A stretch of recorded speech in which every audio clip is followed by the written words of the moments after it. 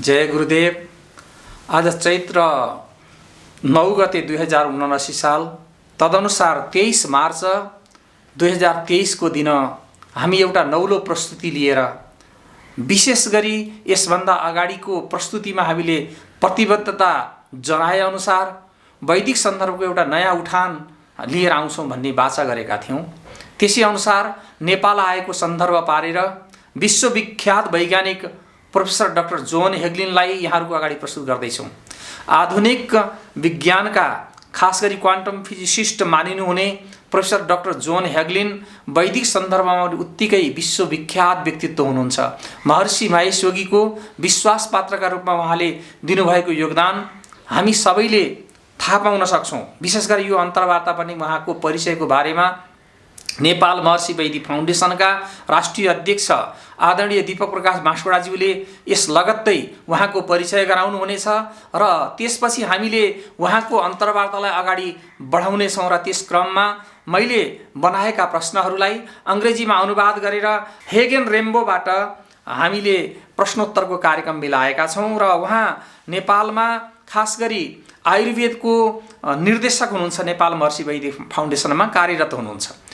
यस अर्थमा हामीले उहाँको अन्तर्वार्ता सुनेपछि आधुनिक विज्ञान र वैदिक विज्ञानको सन्दर्भ पनि थाहा पाउनेछौँ र वैदिक विज्ञानको आजको आवश्यकता, भोलिको आवश्यकता, यसको शाश्वत मूल्य पद्धतिको बारेमा यथेष्ट जानकारी पाउनेछौँ। यसर्थ आदरणीय पाठकवृन्दसँग श्रोतावृन्दसँग, पाठकवृन्द यस अर्थमा कि यहाँहरूलाई श्रोतावृन्द हुनुहुन्छ, यहाँहरूसँग हामी निवेदन गर्न चाहन्छौँ यो अन्तर्वार्ता निकै नै महत्त्वपूर्ण छ भन्ने कुरा यहाँहरूले सुनेपछि अवश्य पनि बोध गर्नुहुनेछ भन्ने विश्वास लिएका छौँ। आदरणीय श्रोतावृन्द, हामीले प्रोफेसर डाक्टर जोन हेगलिनको अन्तर्वार्ता अङ्ग्रेजीमा प्रस्तुत हुने हुनाले आम नेपाली श्रोताहरूका लागि त्यसको नेपाली अनुवाद पनि उहाँको अन्तर्वार्ता लगत्तै प्रस्तुत गर्ने व्यवस्था मिलाएका छौँ। यसबाट यहाँहरूलाई नेपालीमा पनि यो उहाँको विचार सुन्न सक्ने सुअवसर मिल्ने विश्वास हामीले लिएका छौँ। जय गुरुदेव। हामीले यस पटकको महर्षि वैदिक टिभीमा प्रोफेसर डाक्टर जोन हेगलिनको अन्तर्वार्ता प्रस्तुत गरेका छौँ। यस अर्थमा चाहिँ डाक्टर जोन हेगलिनको बारेमा आम श्रोताका लागि छुट्टो परिचय नेपाल महर्षि वैदिक फाउन्डेसनको राष्ट्रिय अध्यक्षका हैसियतले यहाँले के अनुभूत गर्नुभएको छ त्यो प्रस्तुत गरिदिनु भयो भने उहाँको अन्तर्वार्ता सुन्नका लागि एउटा मानसिकता तयार हुन्छ र उत्तर त उहाँले आफैले दिनुभएको छ। धन्यवाद। जय गुरुदेव। डाक्टर जोन हेगलिन एउटा यस्तो वैज्ञानिक हुनुहुन्छ जो विश्व प्रसिद्ध वैज्ञानिकहरूमा सर्वश्रेष्ठ वैज्ञानिकको रूपमा मानिएको एक व्यक्ति हुनुहुन्छ र उहाँ हार्वर्ड, क्याम्ब्रिज युनिभर्सिटीहरूबाट निस्किसकेको, त्यहाँबाट चाहिँ मास्टर्स पिएचडी गर्नुभएको वैज्ञानिक हुनुहुन्छ र उहाँले पछिल्ला दिनमा वैदिक साइन्समा महर्षि महेश योगीसँग लामो सङ्गत पछाडि त्यसमा अनुसन्धान गर्नुभयो र अहिले पनि एउटा विश्व शान्तिका लागि तयार भएको एउटा वैज्ञानिकहरूको एसोसिएसन छ, विश्वव्यापी एसोसिएसन छ सङ्घ, त्यसको चाहिँ नि प्रेसिडेन्ट हुनुहुन्छ र उहाँ चाहिँ अमेरिकामा महर्षि महेश योगीले स्थापना गर्नुभएको 50 वर्ष पुरानो महर्षि इन्टरनेसनल युनिभर्सिटी छ। त्यसको अहिले उहाँहरू प्रेसिडेन्ट भन्नुहुन्छ, हामी यहाँ चान्सेलर, भाइस चान्सेलर भन्छौँ। उहाँ चाहिँ प्रेसिडेन्ट भन्ने चलन छ र त्यो युनिभर्सिटीको उहाँ ट्रस्टी पनि हो र त्यो युनिभर्सिटीको उहाँ क्वान्टम फिजिक्स पढाउने प्रोफेसर पनि हो। अनि उहाँ चाहिँ महर्षिको global country of world peace भन्ने एउटा विश्व शान्ति राष्ट्र छ, त्यो विश्व शान्ति राष्ट्रको उहाँ चाहिँ अमेरिकाको राजा पनि हो र त्यो विश्व शान्ति राष्ट्रको उहाँ चाहिँ नि साइन्स एन्ड टेक्नोलोजी भन्ने सब्जेक्टको मिनिस्टर पनि हो र उहाँ यस्तो वैज्ञानिक हुनुहुन्छ जसले संसारलाई आह्वान गर्यो भने सबैको कान ठाडा हुन्छन् र उहाँ चाहिँ नि महर्षि महेश योगीले एकपटक नेचरल ल पार्टी भनेर पनि गठन गर्न लाउनु भएको थियो र त्यसको चाहिँ नि उहाँ त्यो पार्टीको पनि माथिल्लो तहमा हुनुहुन्थ्यो र त्यसको तर्फबाट उहाँले चाहिँ नि एउटा स्वतन्त्र व्यक्तित्वको रूपमा चाहिँ नि अमेरिकाको राष्ट्रपतिको चुनाव पनि लडिसक्नु भएको छ र उहाँको एउटा किताब छ संसारका के अरे देशका राजनेताहरूलाई एब्सोल्युट थ्योरी अफ गभर्नमेन्ट भन्ने किताब छ, जहाँ दुईटा कुरालाई उहाँले व्याख्या गरेको छ। एउटा चाहिँ संसारको अहिले समस्या के हो, खास गरी संसारमा भएका सम्पूर्ण चिजको दुःख, दरिद्र, हिंसा, हत्या, आतंक जे छ र यसको कारण के हो, यसको स्रोत, त्यो समस्याको स्रोत के हो भनेर सोध्नु भएको छ। अनि त्यसको स्रोत चाहिँ नि हाम्रो चाहिँ नि भायोलेसन अफ नेचरल ल भनेर भन्नुभएको छ। म भर्खर पढ्दैछु त्यो किताब कि प्राकृतिक कानुनको अवज्ञा नै सबै समस्याको स्रोत हो भनेर भन्नुभएको छ। र यसको समाधान के हो भनेर त्यही आफैले सोध्नु भएको छ। यसको समाधान भनेको त्यो प्राकृतिक कानुनलाई अक्षरशः पालना गर्दै जानु नै त्यसको समाधान हो भन्ने यो दुईटा पोइन्टलाई उहाँले यत्रो किताबको रूपमा व्याख्या गरेर संसारका राष्ट्रकारी राजनेताहरूलाई पनि उहाँले सम्झाउनु भएको छ। र उहाँको अनुसन्धानका विषयहरू असाध्यै धेरै छन्, यो छोटो समयमा भन्न सकिँदैन। र अहिले नेपालमा भएको भ्रमणमा के अरे चाहिँ हाम्रो महर्षि फाउन्डेसनका के अरे चाहिँ मासिक के भन्छ महर्षि सन्देशका प्रधान सम्पादकले लिनुभएको अन्तर्वार्तामा उहाँले सबै कुरा संक्षेपमा बताउनु भएको छ। साधुवाद व्यक्त गर्दछु। धन्यवाद। Welcome. My name is Hagen Rainbow. I'm the Director of Health for the Nepal Maharishi Vedic Foundation, and I'm here with Dr. John Hagelin, who is a world-renowned quantum physicist and president of Maharishi International University. He's also the president of the Global Union of Scientists for Peace, which is a organization that helps prevent nuclear disasters by collecting groups of Maharishi Vedic pundits and doing research on the coherence effects of consciousness. I'd also like to say that he is a 3-time candidate for President of the United States, and he's an educator, professor at the Maharishi International University in physics, and also a wonderful proponent of Maharishi's knowledge. So I'd like to welcome him. Thank you. Great to be here. Thank you. Look forward to this. So there's a few questions I'd like to ask. So why is it necessary to establish the global country of world peace?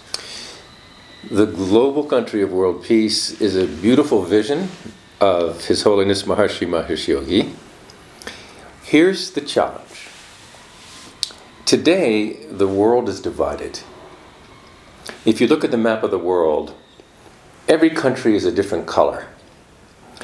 And the entire view of the world, the political map of the world, is people against people. The map of the world today hides the fundamental truth of life.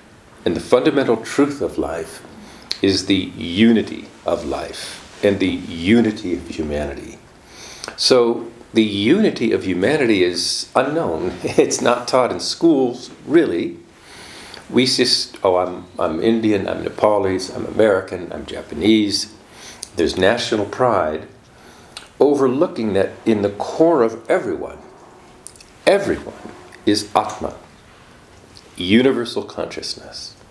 At the level of our own pure being, we are all one. There is only one consciousness in the universe. It is my consciousness, and it is your consciousness, and it is your consciousness. Everybody's consciousness has surface differences, but at the core, depth of life, consciousness is one. The enlightened, the man in unity consciousness, lives that unity, breathes that unity, sees that everyone and everything is nothing but Brahman, nothing but Atma. And that's the reality. So that's not taught in the schools, really, certainly not in the West. So what we need is a new world order which admires and celebrates the diversity. India versus Nepal versus Japan versus the West celebrates the diversity, but recognizes the fundamental unity of life. And that unity is not just a philosophy.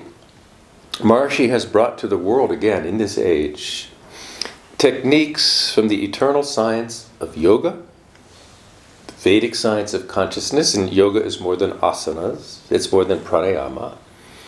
Fundamentally, yoga is samadhi, transcending. Maharishi introduced a technique called transcendental meditation, and just a few minutes of transcendental meditation and the mind dives deep within to experience deeper, quieter levels of thought, more expanded levels of awareness, and experiences universal consciousness, samadhi. So, samadhi is not a philosophy, it's a direct experience. And if people have this experience in education, in our Vedic culture, in Pandit life, in the great Vedic families, but everybody has the experience of the Atma through true yoga, which is transcending, which Maharishi brought back to the world, automatically people would live the reality of the unity of life because they'd experienced that consciousness is universal, direct experience. So the global country of world peace is more than just a philosophy to understand the unity of people, to help people understand that no, we're not enemies, we're not different, we're fundamentally one, and we share this earth together. That's good philosophy, that's good education, but if you don't experience that unity directly, it's all philosophy, and it doesn't mean much to you. So the global country of world peace not only teaches the truth of life, teaches the truth of the unity of life, they give Maharishi's programs. Global Country World Peace is to take Maharishi's revival of the science of yoga, the revival of the Vedic science of consciousness, give that to every school child, every adult, so that now everybody has the experience of unity, and that the global country of world peace is a living reality where we have peace on earth.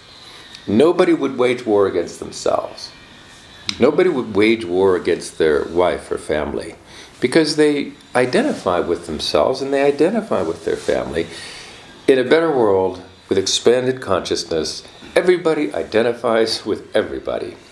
And one sees everyone as near and as dear as one's very self. Mm-hmm. So that's the global country of world peace. It is a country for peace-loving people everywhere to celebrate and live the reality of peace, but it's a organization that elevates people who are not aware of the unity of life to give them that experience and to give them that understanding so that we really do live in a world of lasting peace. That's wonderful.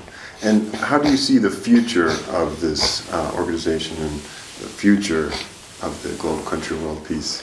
The idea of the global country of world peace is to expand that knowledge and the experience through education, for example, and so that more and more people understand the truth of the unity of life. And it's growing quickly. But this trip to Nepal, this trip to Kathmandu, is very inspiring to me, very inspiring, because here the reality of Veda is deep in the memory of the people. I think this is probably the purest Vedic country in the world. India, of course, is another great Vedic country, but this one has a purity of that Vedic understanding. To see that here, to see what's been accomplished by Maharishi here, and by Raja Kingsley, and Dr. Deepak Baskota, and yourself, and so many, it's so inspiring what I've seen. It makes me feel that the global country of world peace will be in a ripe state, be in a mature state more quickly as a result of Nepal and the wonderful changes that are taking place here. That's wonderful. Thank you so much. And so my next question is about some of the Maharishi developed 12 programs of world peace for the world, and some of them are architecture, Sthapatya Ved, education, agriculture, health, and Ayurveda. So how could you see these programs being applicable all around the world? Well, let's see. Education is key. And I've mentioned already, I think, Education should not be just about arithmetic, writing, technology. Those are good. Those are good. Those are helpful. Those are practical. But education that doesn't expand consciousness, education that doesn't develop the brain fully, is the greatest waste of the greatest resource of any nation. Because the greatest resource of any nation is its human resource. The human resource. We have to fully develop the human resource, fully unfold the magnificent potential of the brain. Well, education can do that.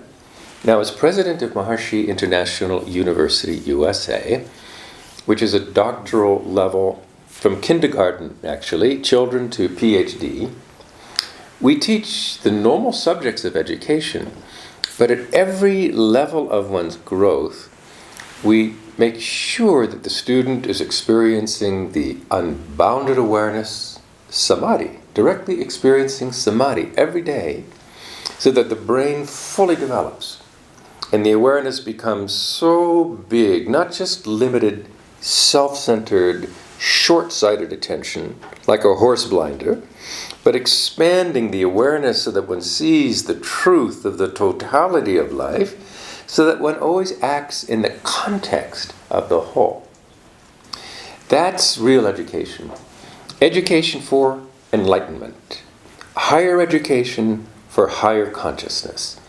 And that, now there are 10,000 schools that have copied Maharishi University, where they're introducing transcendental meditation, the experience of real yoga, the experience of samadhi in the classroom, and developing their full brain potential, and starting to see, starting to breathe, starting to live the unity of life.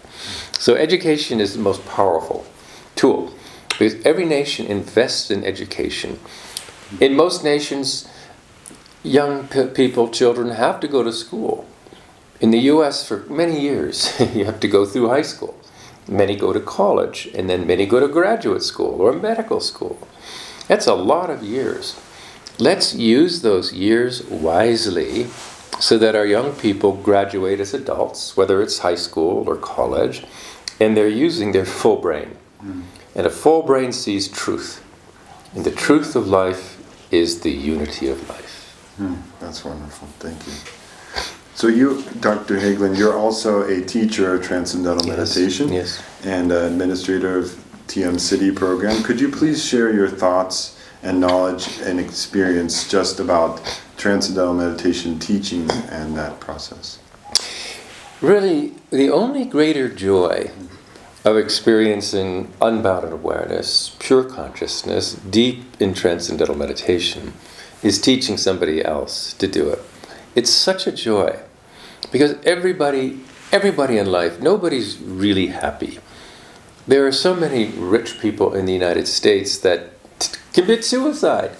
How could you be unhappy with, millions or billions of dollars? And they are. I know many of them.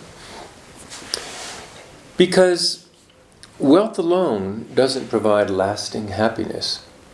Wealth, of course, has power, and it can be used for the good of the individual, the good of society. There's nothing wrong with wealth, but wealth without knowledge is unfortunate. So, teaching Transcendental Meditation, anybody in any walk of life, you see they're unhappy. You can see it in the face. And even if they're not terribly unhappy, everybody wants more. More knowledge, more power, more wealth, more happiness. Everybody wants more. Everybody wants more. But the path to more and more in life is slow and hard. It's difficult. It's work. It's study. It's effort. So people don't always progress very far. People can spend their whole life and they're still a junior manager at the department store. So we need a better path of growth. Transcendental meditation expands consciousness every day. Substantially, the person becomes bigger, the awareness becomes bigger, the aspiration becomes bigger, the capabilities become bigger, the intelligence becomes bigger, the happiness becomes bigger every day. So you really make progress in life with transcendental meditation. And so giving somebody a simple, eternal, timeless technique from the Vedic wisdom, transcending, samadhi is the foundation of yoga, and yoga is really the foundation, really, of the practical living of the enlightened person. So giving people that tool to grow in life, grow in happiness, grow in power, grow in achievements, grow in unboundedness, it's a great gift. It's so beautiful to experience it yourself, but when people come in the door depressed, stressed, not really happy, and they can leave that same day with a refreshed look and just, wow, I never knew that right within me is a reservoir of peace and happiness. It's so fulfilling.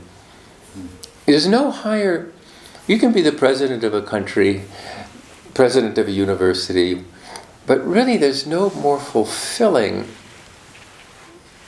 job than to be able to whisper unboundedness, whisper infinity, so that in a few minutes somebody gets a taste of the bliss of life that lies within everyone.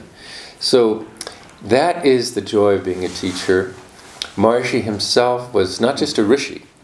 A rishi is somebody who knows the knowledge, who knows the reality. Now Maharishi is somebody who is truly capable of giving that experience and of teaching the reality. When somebody becomes a teacher of transcendental meditation, they become a miniature Maharishi. Not with Maharishi's incredible power of full enlightenment necessarily, but the ability to give that experience to everyone. It's precious. It's precious. More teacher training courses, TM teacher training courses are needed, and it was a thrill today to visit a teacher training course, Transcendental Meditation teacher training course, at the beautiful, beautiful Vedic facility here in Kathmandu. What a wonderful facility that is. It's a real point of pride for all of Kathmandu, I think all of Nepal. Yeah, thank you. Dr. Higman, you have worked for many years directly with Maharishi, and could you tell us just a little bit about how you came in contact with Maharishi and how you started working with the global organization? Thank you for that question. I was given the gift of transcendental meditation as a high school senior, where a very special person was invited to come onto our campus, high school campus, and for those who wanted to learn transcendental meditation were invited to learn transcendental meditation. I didn't know what it was, but I knew I wanted it. And I met my teacher, and I found him remarkable. I was a curious young man. I was really searching for reality. I was studying physics because physics is one door to understand, quantum physics is one door to understand the deep realities of life. But I wasn't fully satisfied because it was all mathematics. And yes, I understood more about the mathematics of how nature functions, but it was impersonal. Consciousness was missing. Consciousness was completely missing from physics. So I wanted to understand more about consciousness, and any question I could give this young man, who was older than I was, but still a young man, who was a teacher of transcendental meditation, he could answer absolutely any question about life with utter simplicity and ease. And I said, wow, I want what he has. So that seed was planted for me to become a teacher. And when I got to college, Dartmouth College in America, I left college for a year to become a TM teacher in my second year, my sophomore year. And from that point, I started teaching TM in college. It wasn't until, and then graduate school at Harvard. I was also teaching TM while I was a graduate student of physics. Finally, after graduate school, I was a doctor, PhD in physics. I got a wonderful job in Geneva at the world's largest physics accelerator, physics think tank, you could call it. And while I was there in CERN in Geneva, studying cutting-edge physics, I got an invitation from Maharishi Mahesh Yogi, who was only 2 hours away in Salisbury, Switzerland. I said, of course I'm going to go, because I was already a teacher of transcendental meditation. Of course I'm going to go. So I went, and I met Maharishi, and then for 4 straight days, we had the wonderful dialogue of cutting-edge modern science, quantum physics, with Maharishi's cutting-edge ancient Vedic science, Vedic wisdom. And it was the most exhilarating experience I've ever had. And from that point, I was completely sold out to Maharishi, because he really had the answers. And I was really just the student of life. He had all the answers. And so from that point on, anytime I had some free time, spare time, I would go to visit him again. And then eventually I went to Stanford University faculty. I joined the faculty at Stanford University. And Maharishi said, check back with me in 1 year. So I had a fantastic year at Stanford. And then I checked with Maharishi, and he said, it's time to come back. And since then, I've been with him. And I've lived in his home. And every day was a miracle. Every day was just a fantastic experience. Maharishi's fatherly. He's caring. He's very loving. His consciousness is huge like an ocean. It's very exhilarating to be around him. The darshan, the strength of consciousness, the field of consciousness is so overwhelming that you're just smothered in it, and it's just ecstasy. So he had that incredible Shakti, that incredible power, very magnetic, but always just so giving and so caring. And everybody he saw, everybody he spoke to, he saw that person. He saw in his mind where they had come from, where they are now, and where they're going.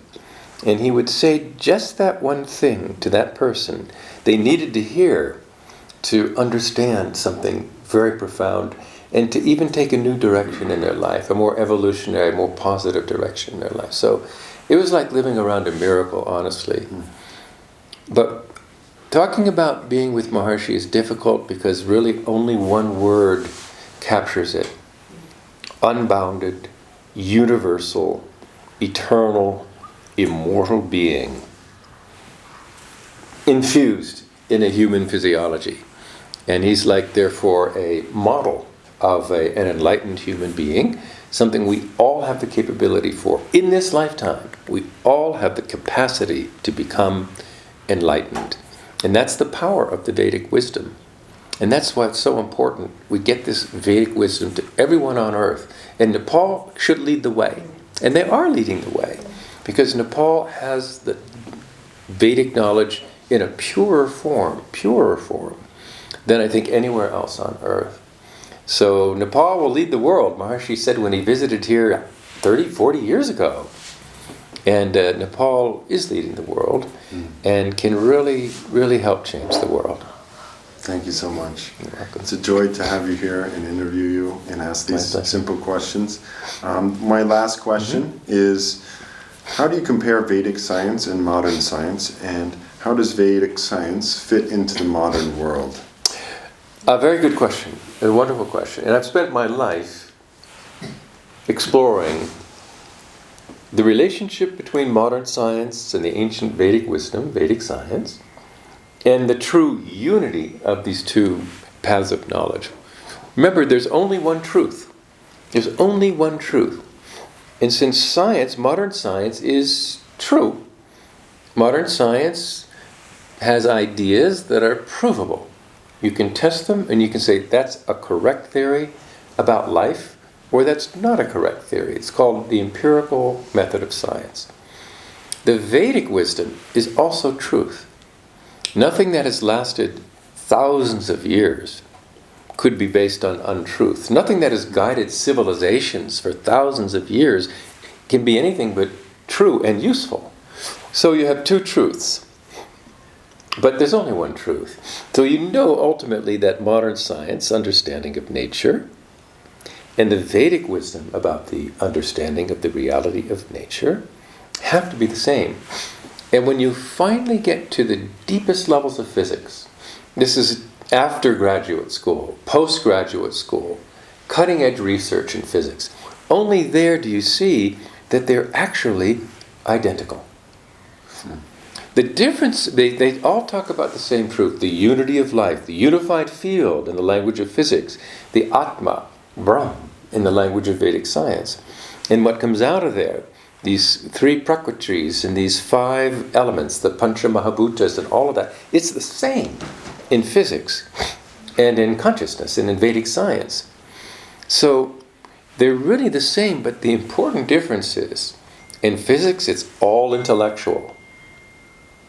In the Vedic knowledge, it's intellectual, yes, but it's mostly direct experience. The great rishis,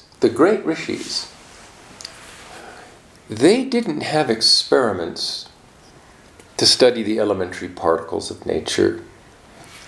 They cognized it on the level of direct experience in their own consciousness. This is what it means to be a rishi, a seer of truth.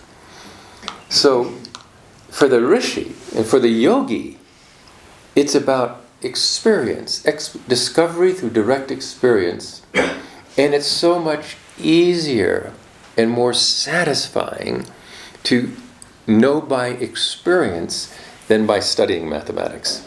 The mathematics has its charm for some. Most people don't like it. But everybody loves the experience of samadhi.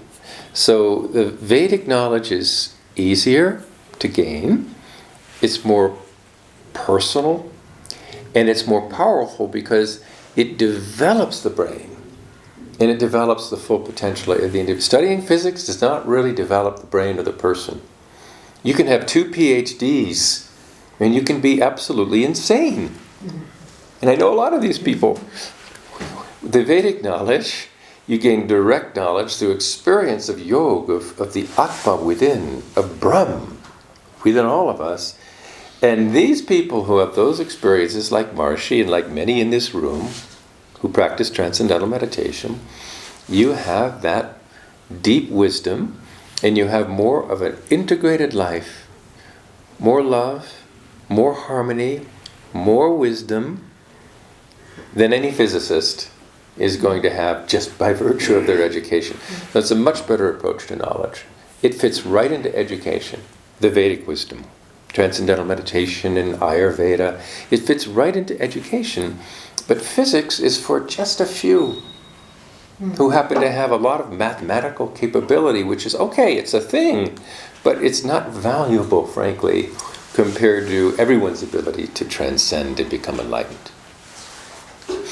Well, thank you so much for coming to Nepal and blessing us with your knowledge and your experience of all things Vedic science and modern science. So thank My you so pleasure. much. The blessings really all from Maharishi. I'm just a iron filing in the presence of a big magnet. Thank you. Jai Gurudev. आदरणीय श्रोताबिन, जय गुरुदेव। म पुनः यहाँहरूको अगाडि उपस्थित भएको छु।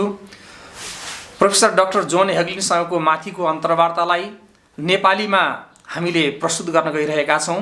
यसको अनुवाद गर्ने काम नेपालमा चेतनामा आधारित शिक्षाका डिरेक्टर तथा भावती ध्यान तथा सिद्धि प्रशिक्षक मिनराज अधिकारीले गर्नुभएको हो र यसको प्रस्तुतिका लागि प्रश्न र उत्तरको सन्दर्भलाई मैले यथावत रूपमा कर्मबद्ध रूपमा प्रस्तुत गर्ने वाचा गर्दछु र अब हामी सुरु गर्नेछौँ अन्तर्वार्ताको नेपाली अनुवाद।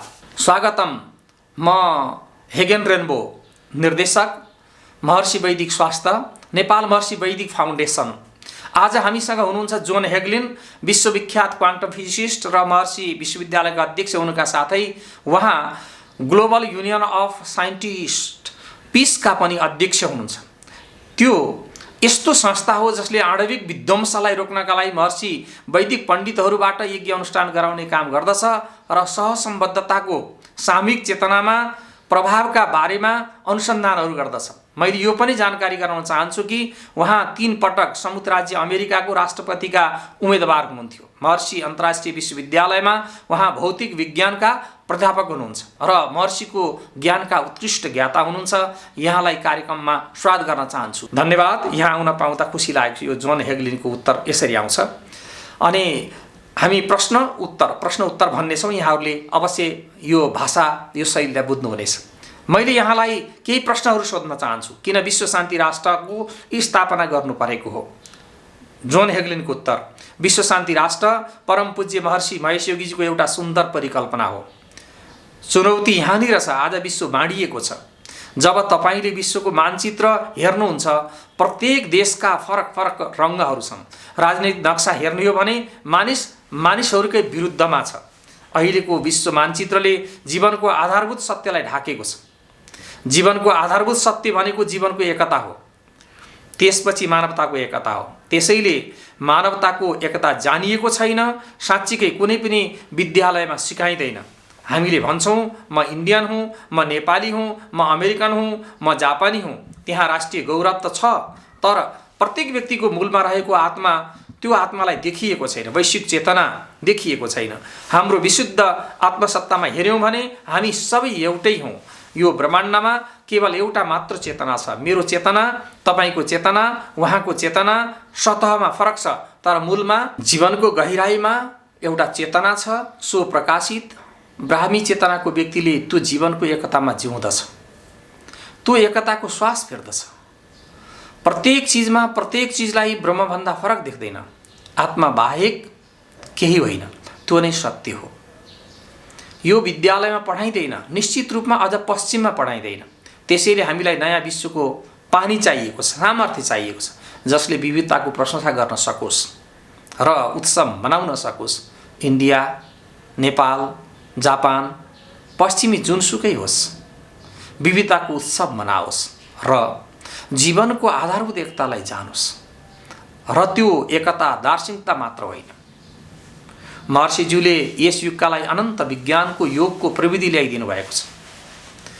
चेतनाको वैदिक विज्ञानमा योग भनेको योगासन मात्र होइन, प्राणायाम मात्र पनि होइन। मानसिक योग भनेको समाधि हो, भावातीत हुनु हो। महर्षिज्यू भावातीत ध्यानको तरिका ल्याउनु भयो। केही मिनटको भावातीत ध्यानको अभ्यासले हाम्रो मनले आफ्नो गहिराईमा गोता लगाउँदछ र गहिराईमा शान्त र सूक्ष्म स्तरको विचारको अनुभव गर्दछ र फराकिलो चेतनाको अनुभव गर्दै वैश्विक चेतनाको अनुभव गर्दछ, जुन समाधि हो। त्यसैले समाधि भनेको दर्शन होइन, यो प्रत्यक्ष अनुभव हो। शिक्षामा, हाम्रो वैदिक संस्कृतिमा, महान वैदिक परिवारको पण्डितको जीवनमा मानिसले योगको माध्यमले भावातीत हुने तरिकाले आत्माको प्रत्यक्ष अनुभव गरेका छन्, गर्न सक्दछन्। महर्षिज्यूले यस तरिकालाई आजको युगकालाई ल्याइदिनु भएको छ। स्वचालित रूपमा मानिसले जीवनको एकतालाई जिउनेछन्, किनकि उनीहरूले सरलताले त्यो वैश्विक चेतनाको प्रत्यक्ष अनुभव गर्दछन्। त्यसैले विश्व शान्ति राष्ट्र मानिसको एकताको बारेमा जान्ने दार्शनिकता मात्र होइन, मानिसको एकीकृत जीवनको बारेमा जान्ने दर्शनको कुरा राम्रो हो, तर जबसम्म यसको प्रत्यक्ष अनुभव हुँदैन तबसम्म यो मात्र दार्शनिकता मात्र हुन्छ। यसको प्रत्यक्ष अनुभवले तपाईँ हामीलाई यसको वास्तविक अर्थ प्रदान गर्दछ। त्यसैले विश्व शान्ति राष्ट्रले जीवनको सत्यको बारेमा मात्र सिकाउँदैन, यसले जीवनको वास्तविक एकत्वको ज्ञान दिन्छ। विश्व शान्ति राष्ट्रले महर्षिद्वारा पुनर्स्थापित योगको विज्ञानलाई, पुनर्स्थापित चेतनाको वैदिक विज्ञानलाई जनमानससम्म पुर्याउँदछ। प्रत्येक विद्यालयलाई प्रदान गर्दछ। प्रत्येक बच्चालाई, प्रत्येक वयस्कलाई अब एकत्वको अनुभव प्रत्येक व्यक्तिको पहुँचमा छ। त्यसैले धरतीमा शान्तिको लागि विश्व शान्ति राष्ट्र व्यावहारिक सत्य हो। कुनै पनि व्यक्ति आफैसँगको द्वन्द्वमा हुँदैन, कुनै पनि व्यक्ति आफ्नो परिवारसँगको द्वन्द्वमा हुँदैन, किनकि उनीहरूले आफ्नो पहिचान गरेका हुन्छन्, आफ्नो परिवारको पहिचान गरेका हुन्छन्। विस्तारित चेतनायुक्त यो अझ राम्रो विश्व बन्दछ।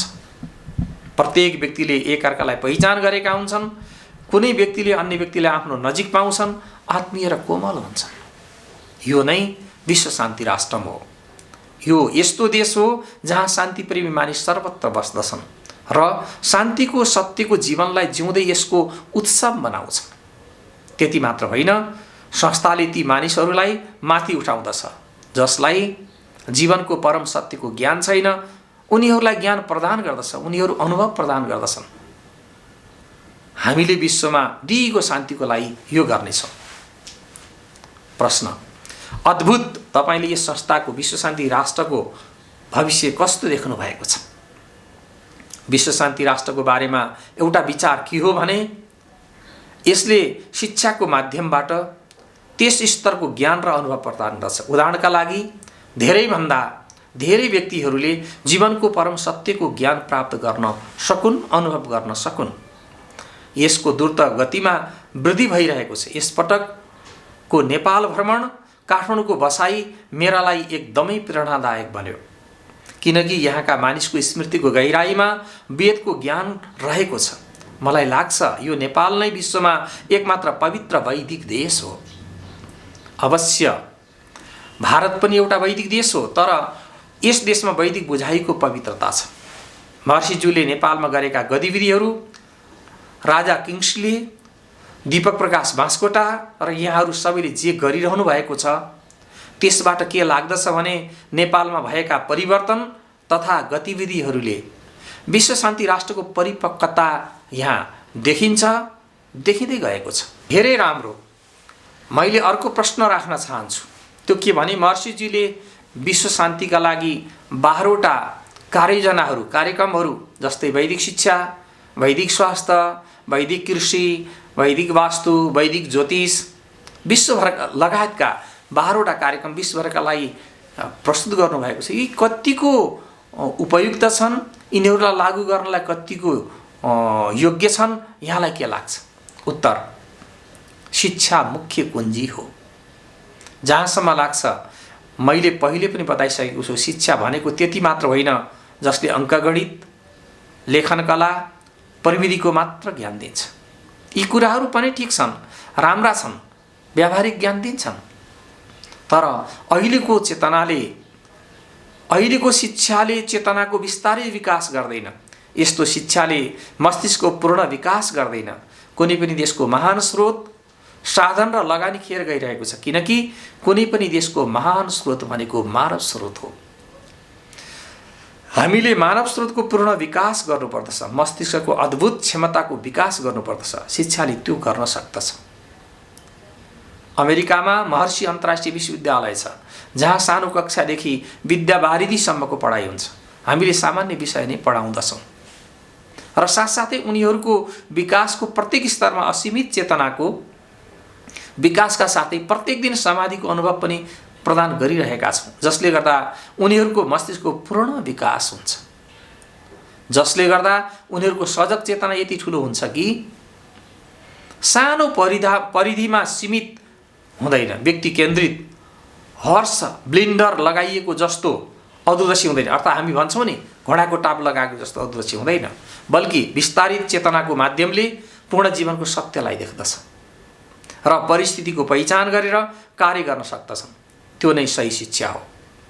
अहिले 10,000 विद्यालयहरू छन् जसले महर्षि अन्तर्राष्ट्रिय विश्वविद्यालयको सिको गरिरहेका छन्। उनीहरूले शिक्षामा भावात्मक ध्यानको सुरुवात गरेका छन् र जसले कक्षामा समाधिको सहयोगको अनुभव गराउँदछ, पूर्ण मानसिक क्षमताको विकास गर्दछन् र एकत्वको जीवनलाई हेर्न, अनुभूति गर्न, सराहना गर्न र जीवन जिउन सुरु गर्न थालेका छन्। त्यसैले नै शिक्षा नै सबैभन्दा शक्तिशाली औजार हो। प्रत्येक देशले शिक्षामा लगानी गर्दछन्। सबै देशका बालबालिकाहरूलाई स्कुल जानुपर्दछ। अमेरिकामा धेरै वर्षदेखि बालबालिकाहरू हाई स्कुलमा गइरहेका छन्, कलेजमा जान्छन्, विश्वविद्यालय जान्छन्, चिकित्सा पढ्न जान्छन्, धेरै वर्षहरू शिक्षामा जान्छन्। त्यो समयलाई बुद्धिमानीपूर्वक उपयोग गरौँ, जसले गर्दा किशोर विद्यार्थीहरू चाहे उनीहरूले हाई स्कुलमा पढुन्, चाहे चिकित्सा पढुन् वा कलेजमा पढुन्, उनीहरूले आफ्नो पूर्ण मस्तिष्कको प्रयोग गर्न सकुन्। पूर्ण मस्तिष्कले मात्र सत्य देख्न सक्दछ। जीवनको सत्य नै एकत्व हो। धन्यवाद।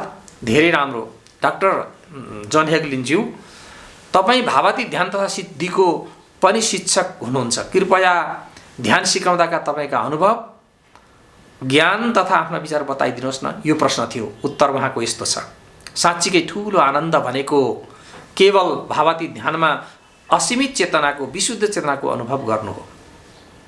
यही चिज अरूहरूलाई सिकाउँदा साँच्चै नै धेरै आनन्द आउँछ। कुनै पनि व्यक्ति आफ्नो जीवनमा सही मानेमा खुसी छैनन्। अमेरिकामा धेरै धेरै धनी व्यक्तिहरू देख्छौँ, किन उनीहरू खुसी छैनन् जबकि उनीहरूसँग अरबौं डलर छ। मैले उनीहरूलाई धेरै चिनेको छु, किनकि धन सम्पत्तिले मध्येको शान्ति दिन सक्दैन। निश्चित रूपमा धनमा शक्ति त छ, त्यसलाई व्यक्तिको, समाजको राम्रो कामका लागि प्रयोग गरिनुपर्दछ, तर ज्ञान बिनाको धन दुर्भाग्य हो।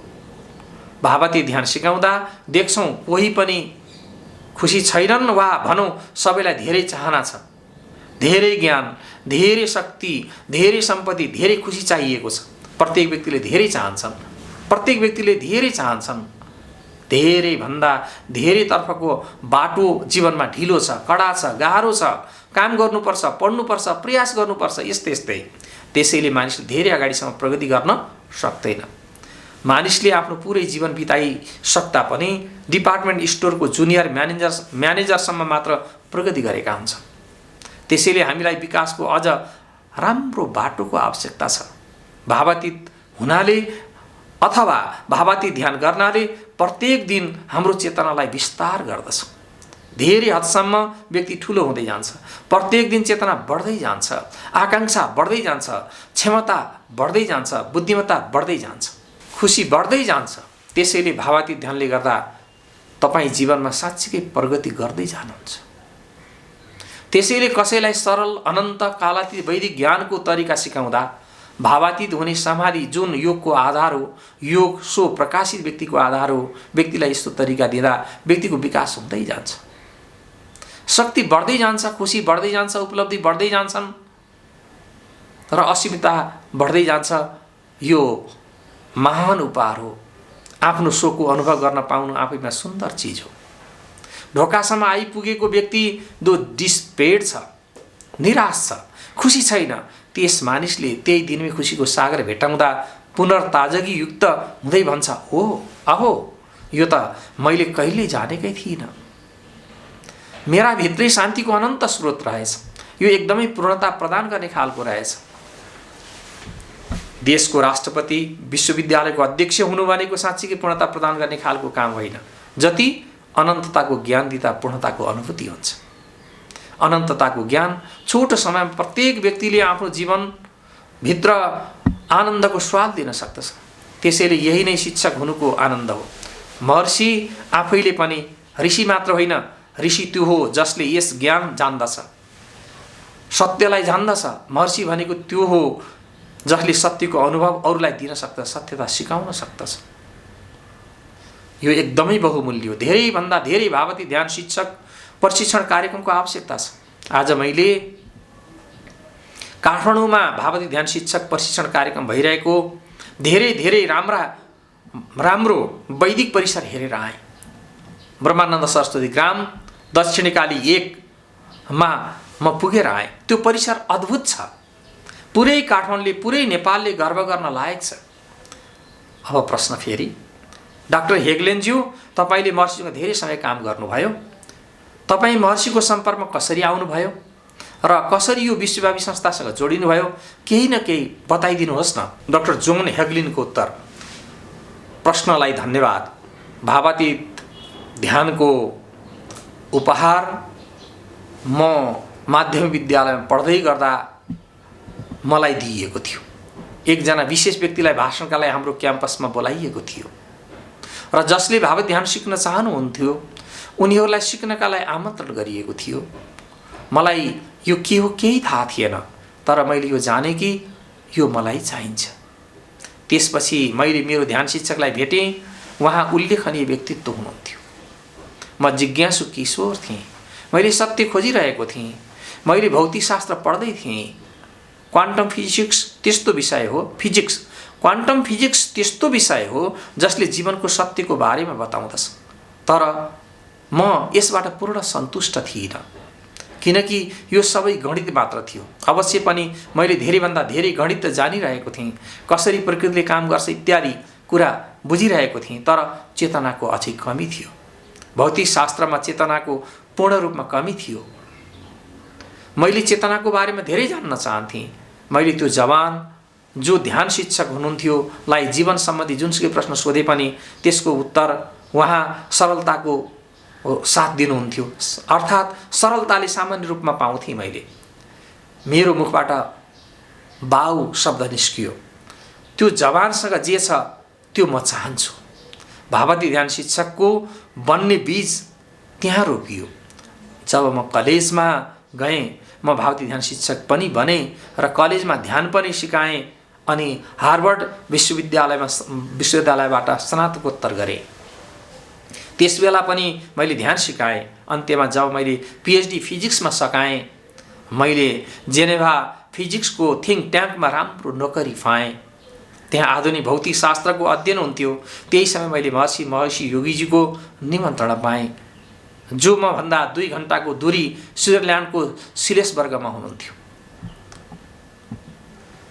वास्तवमा म जानुपर्छ, म भावती ध्यानको शिक्षक बनिरहेको थिएँ, जानै पर्छ। म गएँ।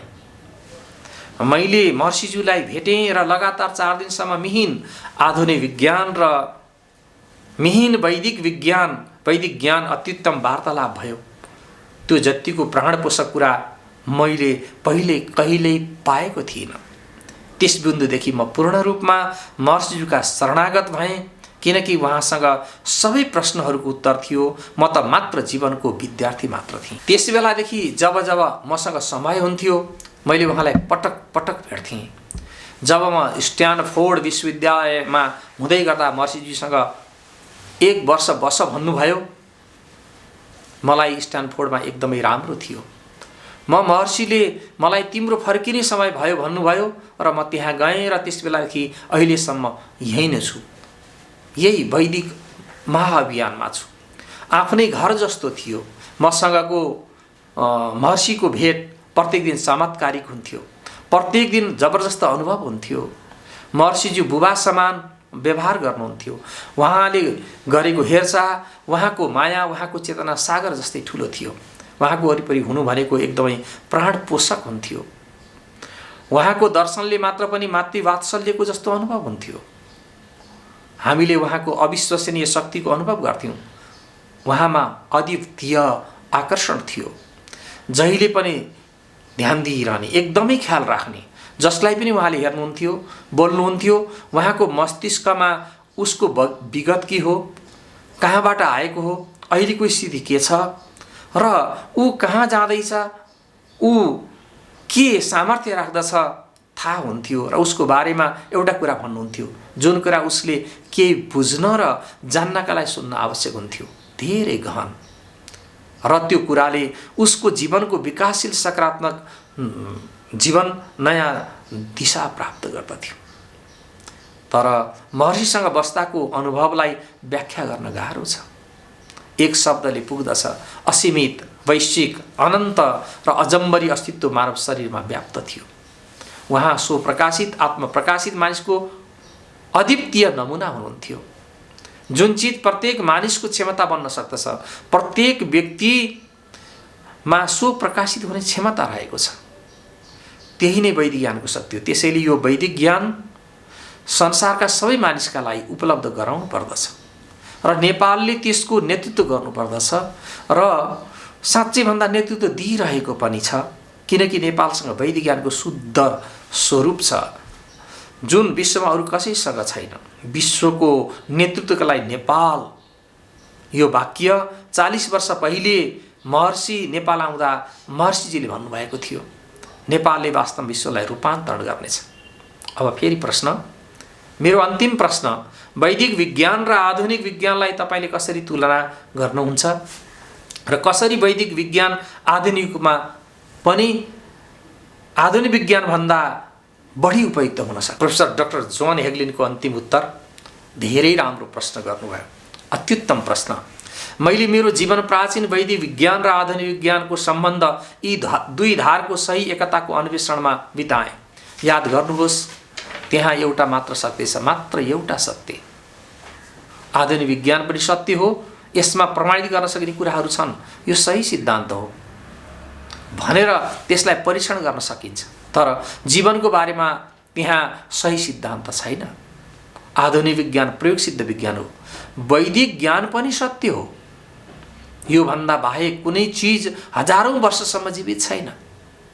सत्य नभएको भए यो रहँदैन थियो। हजारौं वर्षसम्म जीवनको सभ्यतालाई दिशा निर्देश गर्ने ज्ञान, सत्य र प्रयोग योग्य नभइकन यो सम्भव छैन, हुँदैन।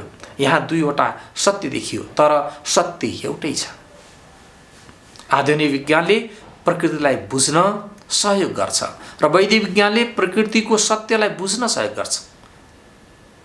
यो एउटै हुनुपर्दछ।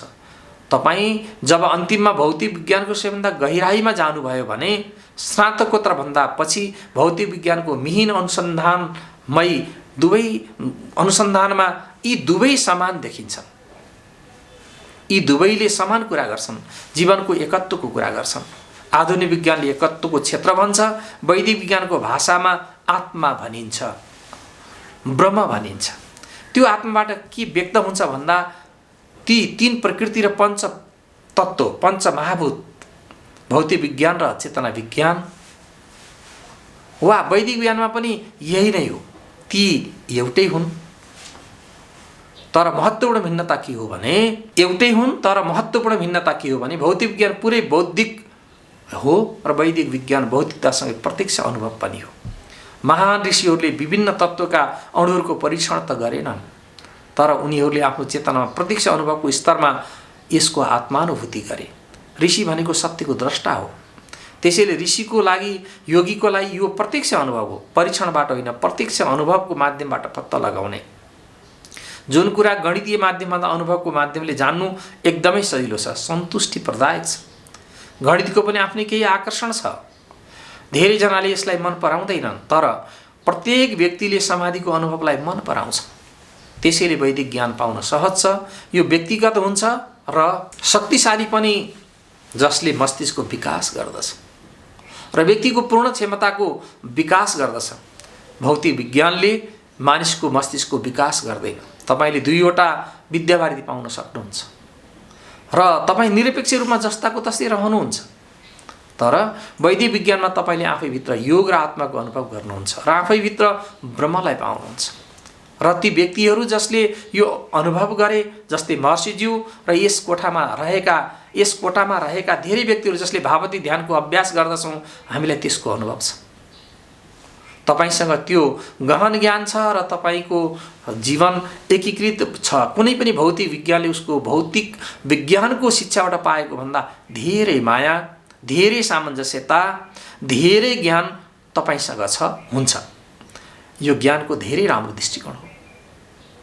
यो वैदिक ज्ञानको उपयोगिता शिक्षामा सही रूपमा हुन्छ। आयुर्वेदमा भावातीत ध्यान शिक्षामा सही रूपमा उपयोग हुन्छ। तर भौतिक विज्ञानको थोरै मात्र उपयोगिता छ, जोसँग गणितीय क्षमता हुन सक्छ। ठीक छ, एउटा कुरा त के छ भने मात्र वास्तवमा प्रत्येक व्यक्ति सो प्रकाशित हुनु, भावातीत हुनु जतिको यो मूल्यवान छैन। नेपाल आउनु भएकोमा धेरै धेरै धन्यवाद। तपाईको वैदिक तथा आधुनिक विज्ञानको ज्ञान मार्फत हामीलाई आलोकित गर्नुभएकोमा हामी आभारी छौँ। सबै आशीर्वाद महर्षिजीको हो। म त चुम्बकको एउटा सानो कण हो। यति भावार्थ हामीले प्रस्तुत गर्यौँ। आदरणीय श्रोताबिन्द, यस पल्टको यो प्रोफेसर डाक्टर जोन हेगलिनसँग यो अन्तर्वार्ता यहाँहरूलाई कस्तो लाग्छ? यहाँहरूले प्रतिक्रिया दिनुहोला। यहाँहरूलाई मन परेको खण्ड सब्सक्राइब र सेयर गर्न सक्नुहुनेछ। हामीहरूको कार्यक्रममा यहाँहरूलाई यस्तै गहन वैदिक अनुसन्धानका कुराहरू, वेदका कुराहरू, अहिलेसम्म हाम्रो समाजमा रहेका दुर्लभ कुराहरूलाई लिएर आउने प्रयास गर्नेछौँ। यहाँहरूको सानो सल्लाह सुझावले हामीलाई ठुलो प्रेरणा दिइरहेको छ। हामीले त्यो प्रेरणा लिएर अगाडि बढ्ने वाचा गर्दछौँ। जय गुरुदेव।